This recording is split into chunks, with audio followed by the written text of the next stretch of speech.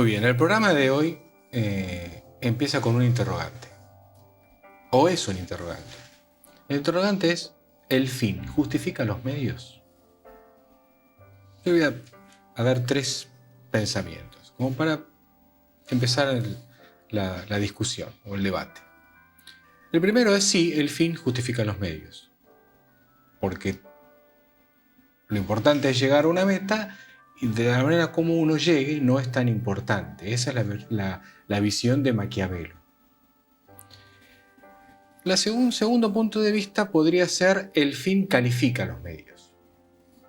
En el sentido de que si hay un fin bueno, califica los medios, que los medios deben ser buenos para alcanzar un fin bueno. Y el tercer punto de vista, la tercera vía de debate podría ser: los medios es el camino. En el sentido en que no es tan importante poner una meta, o un fin, sino que el énfasis primordial en la vida es hacer medios buenos, hoy, mañana, todos los días, en cada hora, y después seguramente la cosecha será un fin bueno. Me parece que obviamente entre los dos últimos, probablemente en el último, pero es un pensamiento para debatir, estemos más cercanos en el pensamiento bíblico. Y quiero dar un ejemplo del libro de los Hechos que siempre me llamó la atención, en el cual hay una mujer que durante 3 días va persiguiendo al apóstol Pablo y va diciendo a todo el mundo, al apóstol Pablo y a Silas, y le va diciendo delante de todo el mundo: estos son hijos del Dios viviente que les anuncian el camino de salvación. Teológicamente la definición de esta mujer era impecable. Había un solo problema: era una mujer esclava, pitonisa, que trabajaba para darle riqueza a la gente que explotaba sus atributos de adivina. Al tercer día Pablo pierde la paciencia, la hace callar, cállate la boca. De alguna manera no importaba si el mensaje era correcto, sino que era fundamental que quien lo dijera pudiera decirlo. De manera que van las tres líneas. ¿El fin justifica los medios? Sí. ¿El fin califica los medios? ¿O la importancia son los medios?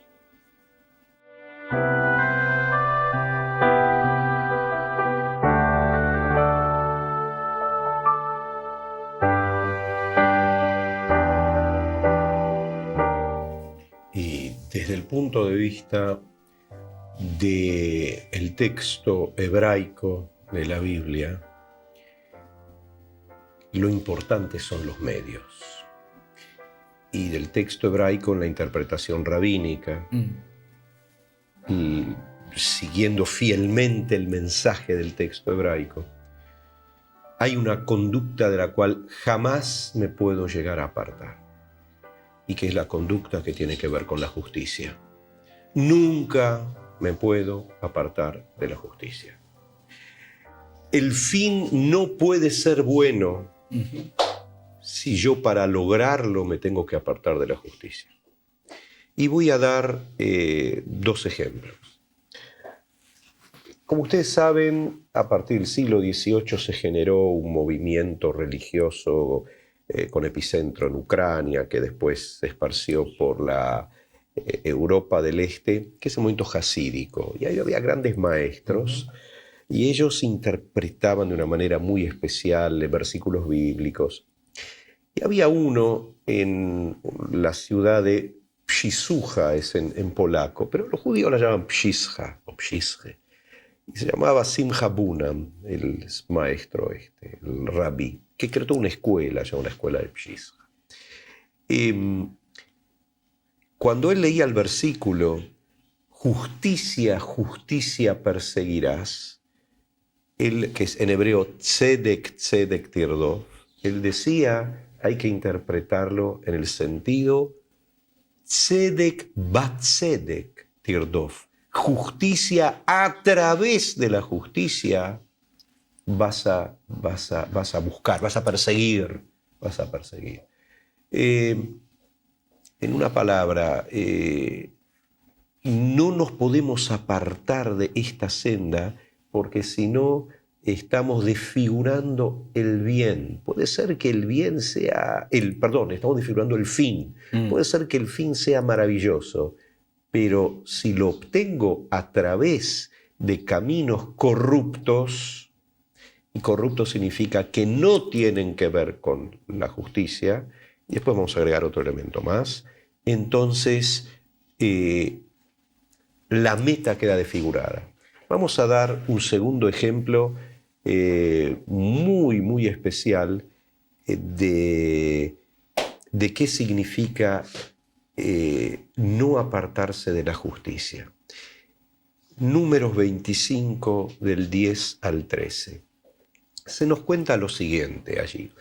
Unos versículos antes se nos cuenta o unos capítulos antes se nos cuenta que Balac, el rey de Moab, viendo que no puede, que va a tener que enfrentarse al pueblo de Israel militarmente, porque él quiso así, porque él lo decidió de esa manera, que va a haber que enfrentarlo, después que Israel obtuvo ciertas victorias frente a reyes muy, muy poderosos, dice, militarmente yo tengo que enfrentarme a Israel, pero como militarmente no voy a poder, entonces voy a tratar de maldecirlo. E invita a un personaje que se llama Bil'am, o en castellano lo suelen traducir como Balaam, para que invoque a Dios y maldiga a Israel. Lo contrata para eso, al principio Dios se opone, después Dios le dice, bueno, ve, pero todo lo que yo te voy a decir, has de decir, no podrás cambiar las palabras que te de indicar, y en vez de maldecir, bendice.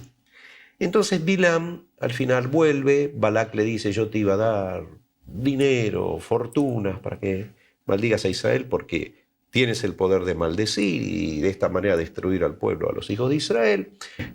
Ya que no lo hiciste, perdiste la posibilidad de tener fortunas y de tener honores y todo lo que yo te puedo dar. ¿Y cuál es el consejo que da Bilam?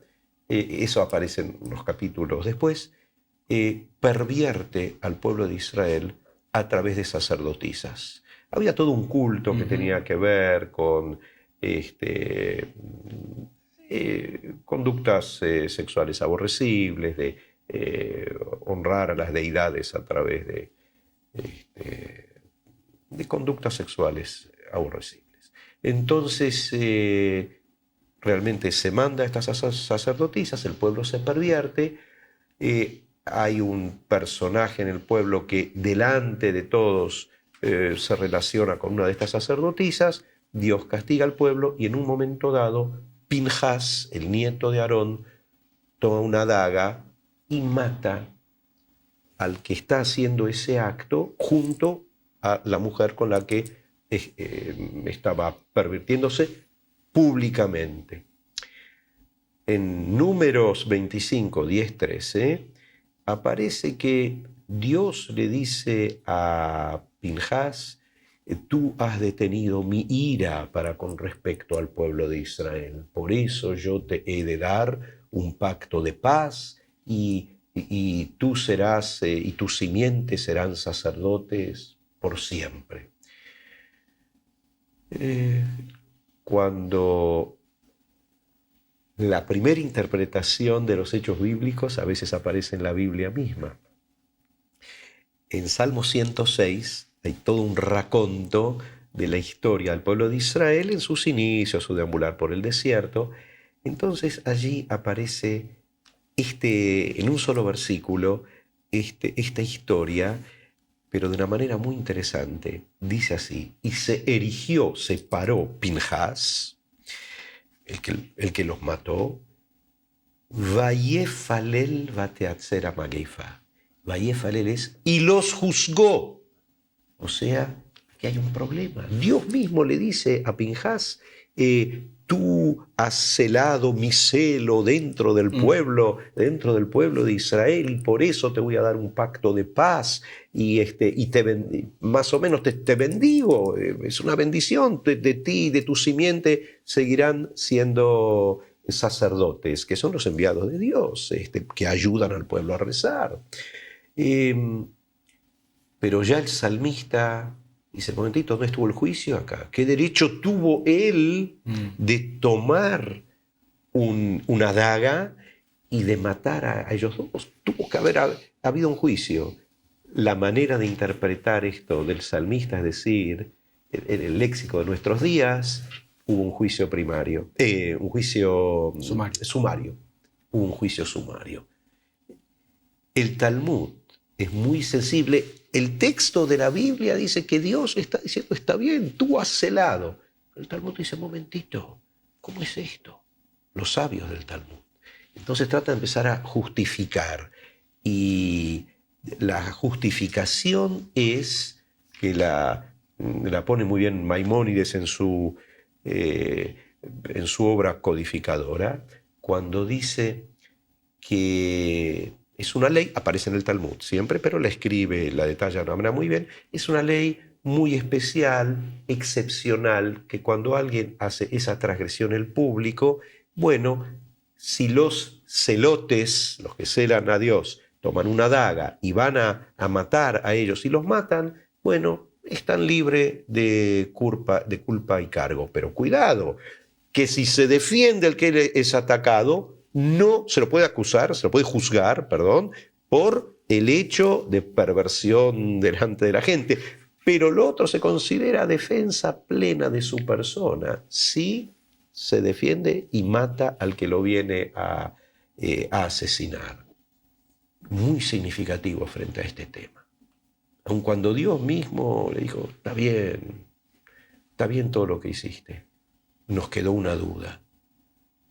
¿Cómo entender, sabiendo que el fin no justifica los medios, este medio para alcanzar ese fin, que era enorme? Dios detuvo la plaga, dice, Bateatzera Mageifa, y la plaga fue detenida, fue frenada. Y aún así, qué fin más bello, dejaron de morir gente del pueblo. Y aún así, momentito, ¿qué pasó acá? ¿Cómo que cada uno puede levantarse y así porque sí, ir y asesinar, matar, aun cuando el otro esté transgrediendo de la manera que está transgrediendo? Como para un eco que nos viene de la historia, como diciendo, cuidado, por más sublime que sea el fin, vayamos con mucho cuidado.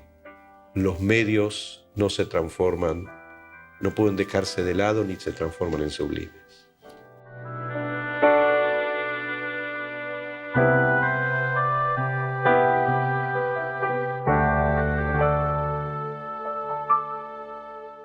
Todo tiene que tener la misma coloratura, ¿no? Cuando Jesús iba hacia Jerusalén, se les hizo de noche y pasaron por un pueblo de Samaria.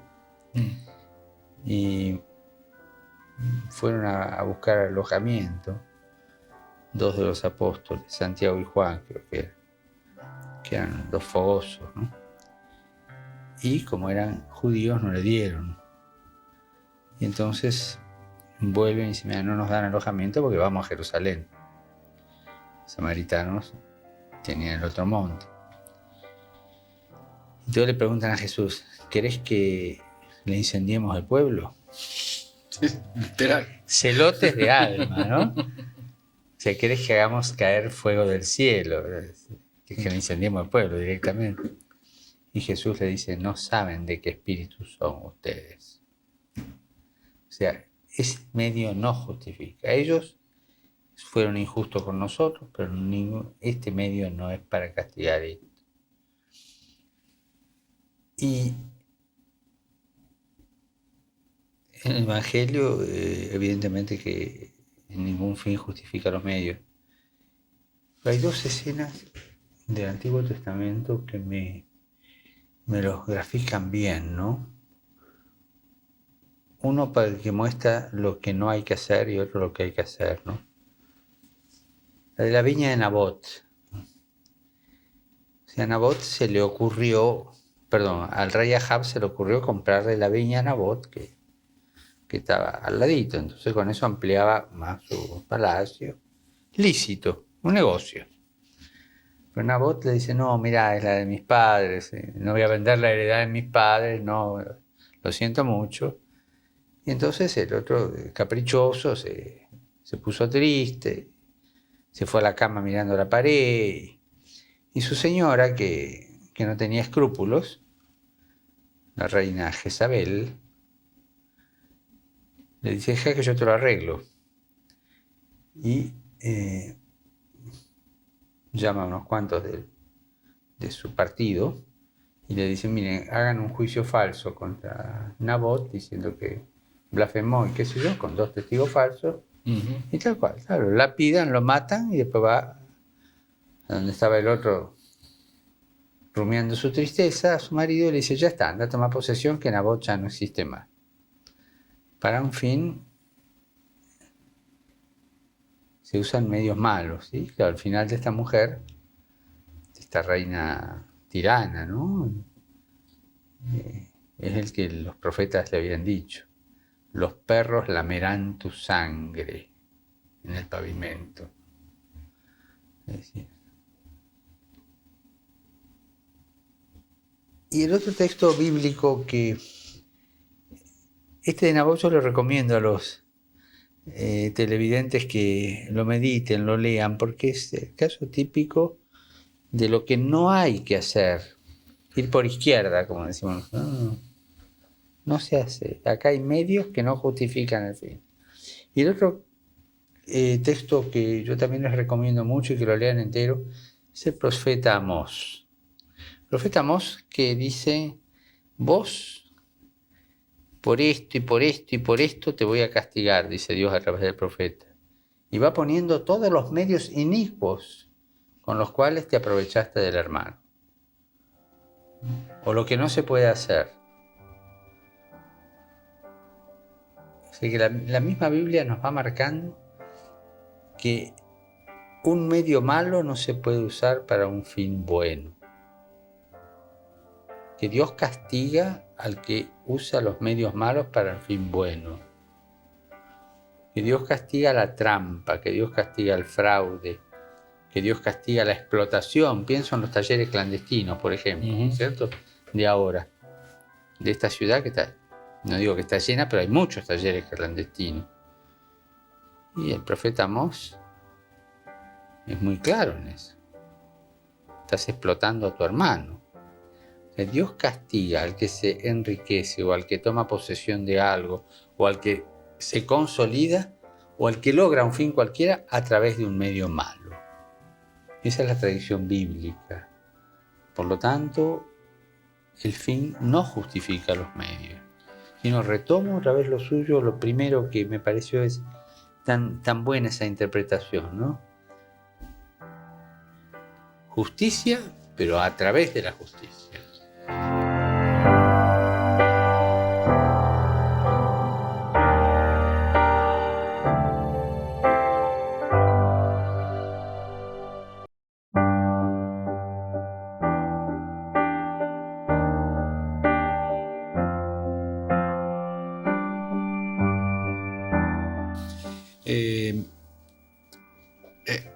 Claramente hay un consenso de que el fin no justifica los medios. Pero también creo que el cardenal fue un paso más en el cual hay algo que puede tener visos de legalidad, pero no es legítimo desde el punto de vista ético. Y a veces, no solamente el fin no justifica los medios y los medios deben ser justos o legales, digamos, sino que muchas veces algo que puede tener una vestidura de legalidad o una apariencia de legalidad o estar cubierto buscándole la vueltita dentro de la legalidad no es un medio legítimo desde el punto de vista moral y desde el punto de vista ético. Por lo tanto, el fin que se va a perseguir va a ser un fin ilegítimo. Y yo creo que ahí es muy importante para mí ese concepto, porque uno puede también encerrarse en un fundamentalismo de legalidad, en el cual dice, no, pero esto está es correcto, esto es legal, esto la ley me ampara a hacer esto, y la verdad, en mi corazón y en mi intención, lo que estoy haciendo es algo malo, es ilegítimo. Y desde el punto de vista bíblico también. Muchas veces uno puede tomar algún pasaje bíblico que le venga bien por lo que quiere hacer y termina usando como excusa un texto bíblico. Ese es un mal uso del texto bíblico, un uso fundamentalista, manipulador, tergiversador del texto bíblico. Y dice, no, esto lo que estoy haciendo es bíblico, pero no es moral, no es ético, no es bíblico porque no es legítimamente bíblico, no está en lo que usted mencionó, en el espíritu. Ustedes no saben. Es enorme esa frase de Jesús. Ustedes no tienen idea de lo que estamos hablando.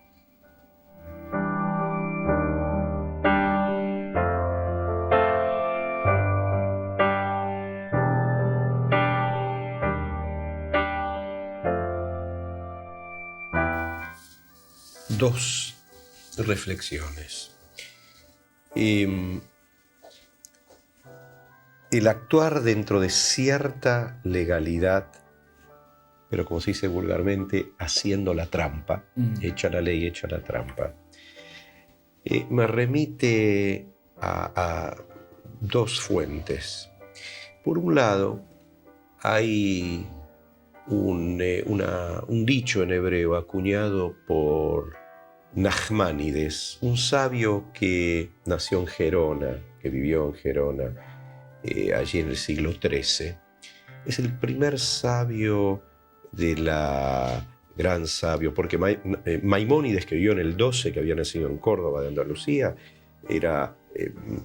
su medio era islámico y arábigo, escribía en árabe. Él ya era catalán, pero ya su vivencia era la España cristiana, ¿sí? Porque esa zona ya estaba bajo la égida cristiana.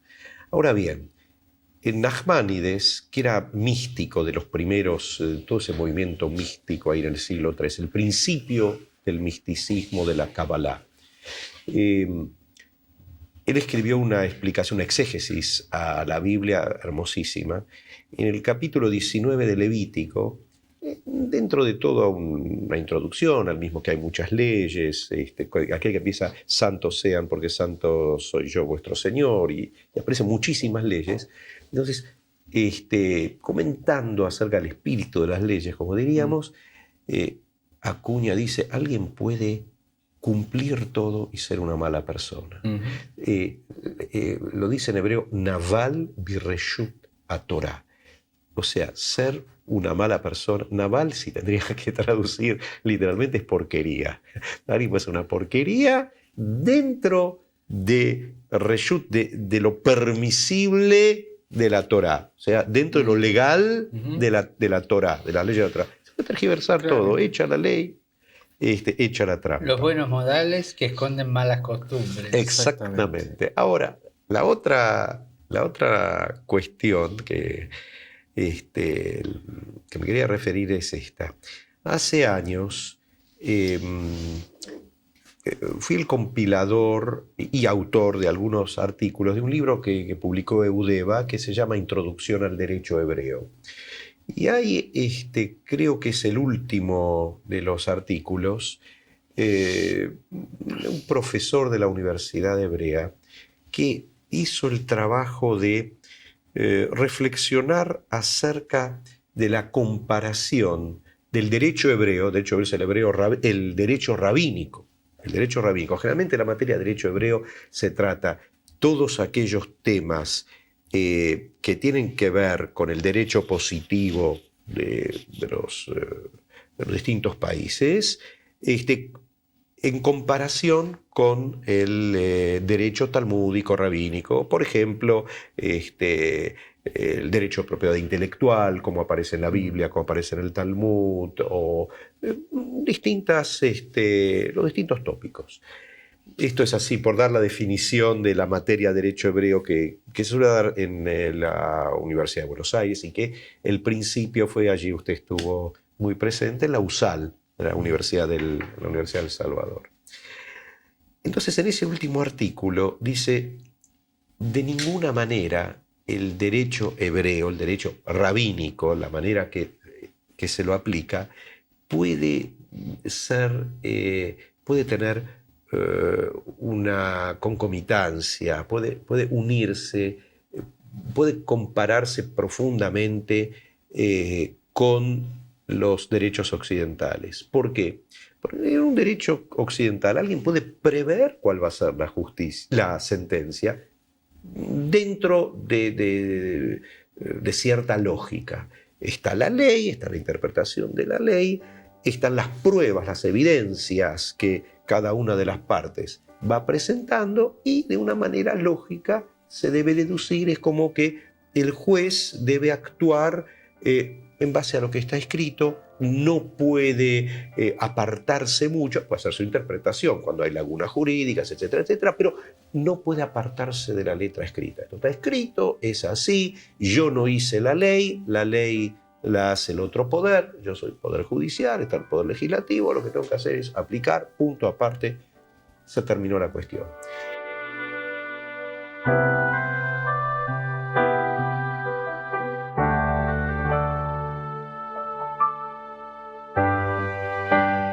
En el caso de que cuando se va para que un rabino juzgue, ninguna de las partes sabe exactamente cómo va a ser la sentencia, porque si bien la ley está escrita, la fuerza interpretativa que tiene el rabino es muy amplia. Es muy amplia. No estoy hablando de cuestiones muy evidentes, pero estoy hablando de, especialmente en cuestiones comerciales, ¿sí? Es muy amplia. Y puede encontrar interpretaciones donde dice, si yo voy a la esencia de la ley, en este caso lo tengo que aplicar de esta manera, no me puedo apartar. No me debo apartar de la esencia de la ley, no del formalismo de la ley. Esto es con respecto a lo que estuvimos hablando de hecha la ley, hecha la trampa. La interpretación rabínica de la Biblia hebraica es como nosotros la entendemos, la Biblia hebraica. La hebraica son conceptos legales. Cuando me habla de un toro que golpea a otro toro, el Talmud que dice, bueno, no es nada más que un ejemplo de un caso de daños y perjuicios. Y todo es un idioma lacónico donde yo tengo que deducir, está lleno con discusiones, deducir la aplicabilidad de la ley. El Talmud está totalmente abierto, o sea, si quiero saber cómo se aplica la ley, me tengo que ir a Maimónides, al siglo II. El Talmud, digamos que se terminó ahí por el 500 y tanto, 600 y tanto, es su redacción final, su pulido, pero tiene legislación de añares, de siglos. Siempre buscar cuál es el mensaje, el metamensaje de todo ese embrollo del Talmud. Buscar la verdad jurídica, a ultranza. Buscar la aplicabilidad de la ley. Y aquí voy al otro punto que nos falta analizar, que después para la próxima ronda, que es, bien, sin hacer la trampa, yendo por el camino de la ley. Aquí viene la pregunta del millón. El desafío que nos da el Deuteronomio es, y harás lo correcto y lo bueno. Hayashar beato. ¿Hasta dónde? ¿Cómo hago para congeniar lo bueno con lo legal? Hay algunos casos en el Talmud donde me dicen, de acuerdo a la ley, esto es así, pero estoy perjudicando al necesitado. No puedo aplicar la ley de esta manera. Cada caso, una palabra del rabino, igual como el sabio del Talmud, tiene que analizar todos los vericuetos. Le puede decir al que demanda, bueno, el pobre tiene el necesitado, yo le di esto, me lo tiene que devolver, la ley está conmigo. Un momentito, la ley está contigo, pero no es lo bueno. No es lo bueno. Se hará la ley, pero ya veremos cómo lo arreglamos para no falsear el concepto de bondad.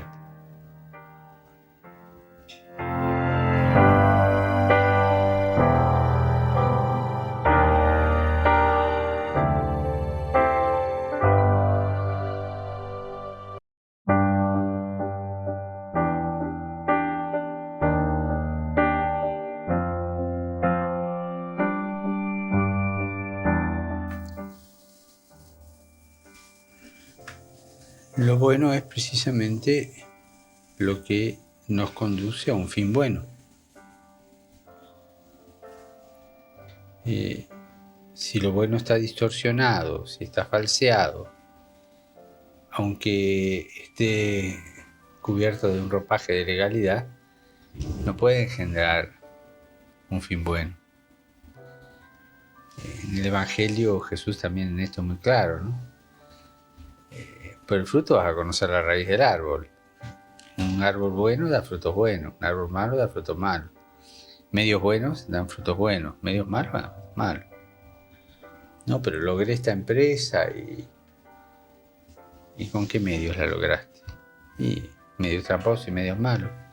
La empresa éticamente es mala y te hace mal a tu vida. Y vos te has comprometido con una empresa mala. Y pones tu corazón en un ambiente, en una situación de injusticia y de maldad. Claro, que hay que llevar adelante las cosas y no me da el presupuesto, entonces ahora tengo la gente en negro. Estás usando un medio para llevar el presupuesto de tu empresa malo, porque esa gente que vos tenés en negro tiene derecho a servicio social, a jubilación, y vos le estás privando de ese derecho y estás explotando con un medio malo a eso. Voy a contar una cosa muy dolorosa, pero que algunos se puede escandalizar, pero esto sucedió hace años ya, hace muchos años. Grupo de señoras de una asociación católica X, mujeres que trabajaban por el bien común, buenas, ¿no? Hablaban del servicio doméstico y de las diversas dificultades que había, y por supuesto a ninguna se le ocurrió en ese momento pensar que la mucama de la casa tenía derecho a vacaciones, a jubilación, aporte jubilatorio. No, de eso estaba absolutamente fuera. Más aún, hoy día cuando sale ya esta ley, hay gente que dice, bueno, pero no es para tanto, no tienen ese derecho, como si fueran de una calidad inferior. Esto está pasando. Sí, sí. Cuando el gobierno hace una ley que realmente es justa, hay gente que se queja. Bueno, pero en aquella época, que estoy hablando de 10 años atrás, estas señoras hablaban de eso. Y si también tienen que tener buena salud, dijo una. Y dijo esto, porque yo tengo hijos varones y yo quiero que la mucama sea sana porque no quiero que mis hijos vayan a buscar afuera. Una señora católica piadosa. O sea, esa mucama que tenía no era solo para limpiar, sino para prostituirse, de tal manera que sus hijos no vayan afuera y se enfermaran. Eso clama al cielo. Y no estoy inventando una anécdota, No, estoy contando una realidad. En un ambiente de señoras católicas que trabajaban por el bien de la iglesia, en una asociación X, usando estos medios injustos, usando la carne del hermano. O sea que a veces, bajo la apariencia de una justificación, no, pero fíjate, es mejor esto, porque qué sé yo, estamos explotando al hermano, bueno, cometiendo una injusticia, usando un medio malo, ¿no? O sea que tenemos que ser muy, muy atentos en el uso de los medios. Y de aquí, de lo que conté, saco un primer criterio, ¿no? El medio que uso siempre debe ser respetuoso al máximo de la dignidad de otra persona. O sea, yo no puedo baratear la dignidad de una persona para lograr un fin.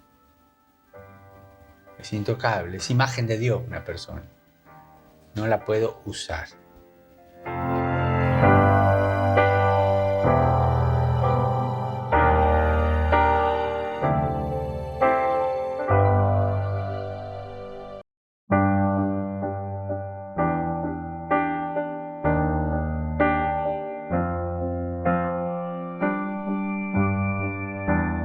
doloroso el ejemplo, y hay otro ejemplo que también salió a la mesa que es real y que no podemos desconocer. Hay primeras marcas de ropa que se venden que utilizan trabajo esclavo. Trabajo esclavo. Y estamos hablando de trata de mujeres, de familias enteras que trabajan bajo situaciones de esclavitud, y que muchas veces se mira para otro lado. ¿Por qué? Bueno, porque si se pone de trabajo a gente que ve que peor, o que está acostumbrada a vivir de esa manera, ¿no?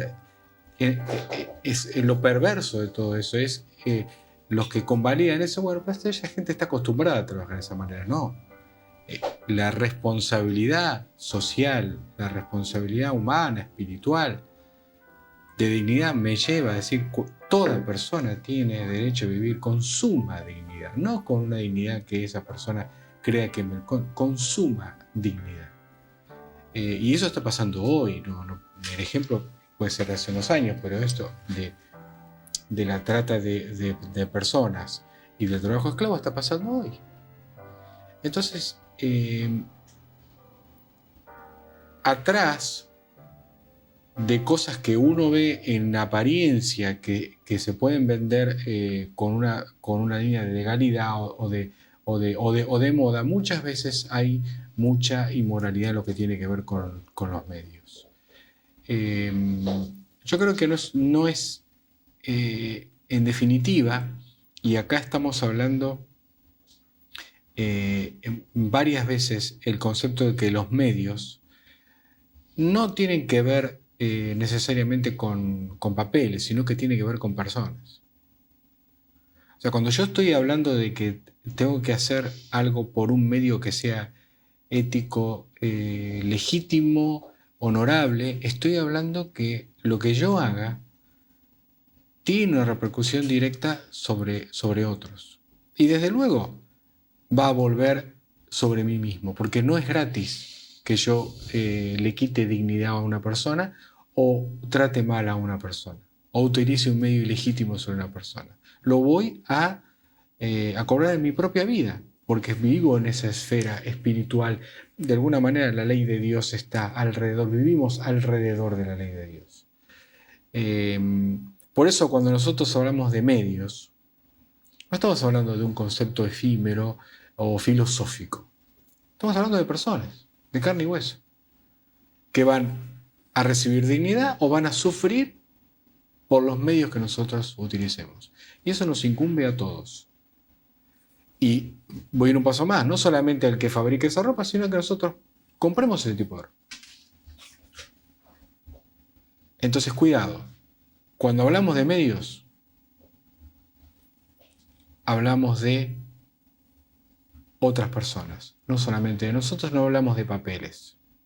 Yo creo que por ahí está toda la enseñanza bíblica, en el cual siempre tenemos que mirar, cuidar, velar, amar, proteger, dar dignidad a nuestro prójimo. Porque si no lo hacemos, si no hacemos eso, no podemos hablar ni siquiera de Dios, porque Dios une esos dos conceptos en el gran mandamiento: amarás a Dios y amarás a tu prójimo. ¿Y qué significa? Bueno, en la práctica no significa darle un abrazo, significa solamente darle un abrazo, significa involucrarlo, hacerlo parte de un medio en el cual yo soy actor, pero le agregue dignidad y amor que esa persona tiene que tener.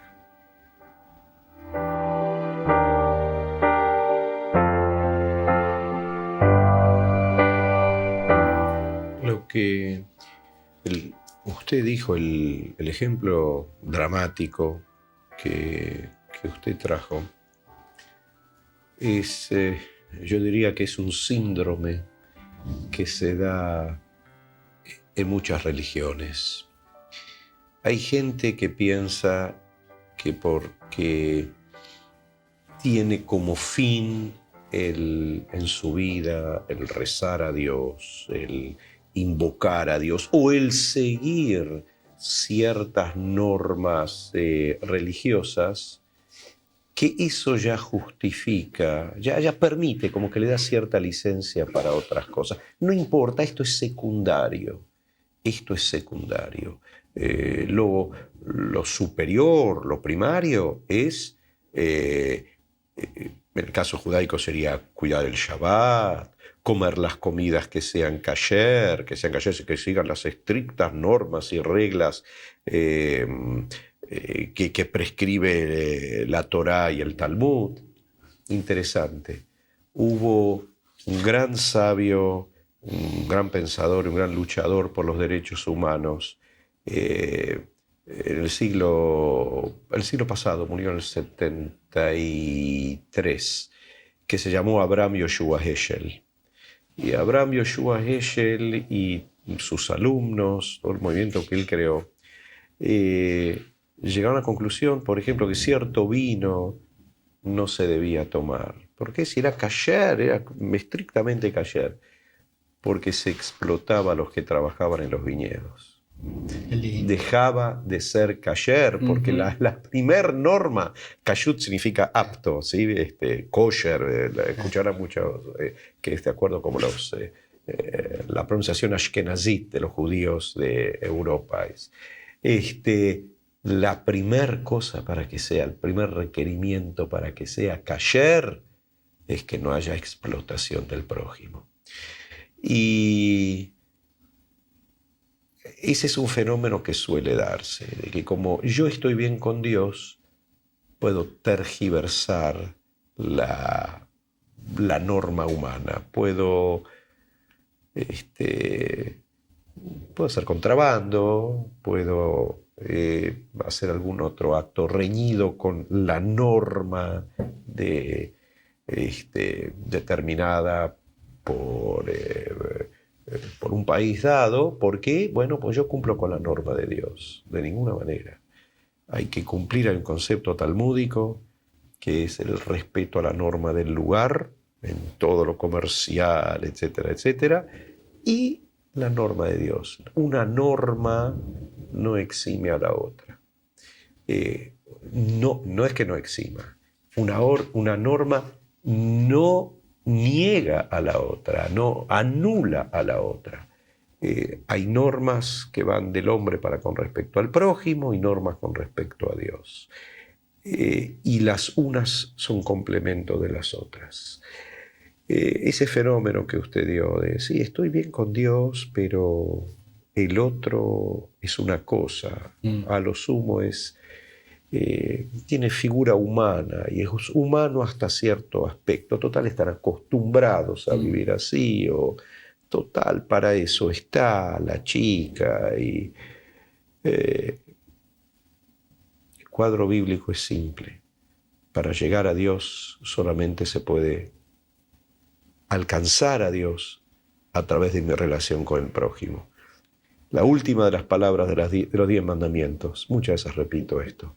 El mandamiento es el yo divino que se dirige al yo humano. Yo soy el eterno, tu Dios. No están en plural, vuestro Dios, sino al individuo, a cada uno le está hablando. ¿Y cuál es la última palabra? Tu prójimo. Y yo como individuo, Dios acá, mi prójimo. Para tenerlo a Él, tiene que estar presente también en todo momento. El respeto a Él solamente lo puedo tener bien equilibrado y ser real si respeto su obra. El ejemplo que usted dio se da en muchos ámbitos religiosos, y es aquello que lamentablemente proyecta una imagen negativa que hace que muchos hablen despectivamente de la religión. Y sin probar lo religioso, sin tener un gusto de lo religioso, directamente dicen, si esto es lo religioso, yo lo aborrezco. Por eso la persona religiosa debe tener siempre en mente algo. Cuidado. Si yo tengo un atuendo religioso, si tengo un solideo en mi cabeza, si me pongo el atuendo con la barba, con las patillas largas, para mostrar que soy muy religioso, bueno, el que está afuera, el que está mirando, está en derredor de esa persona, va a esperar una actitud especial, va a estar juzgando la conducta religiosa. Y lo mismo para alguien, para un sacerdote católico o de cualquiera de las denominaciones cristianas. Y lo mismo para un imán del Islam o un maestro en el Islam o de cualquier otra religión. Tener un atuendo religioso es si alguien no lo respeta, falsea doblemente a Dios. Cualquier otra persona, bueno, robó, mató, es pésimo, es terrible. Pero para un religioso, ver a otro religioso matar y robar, es doble.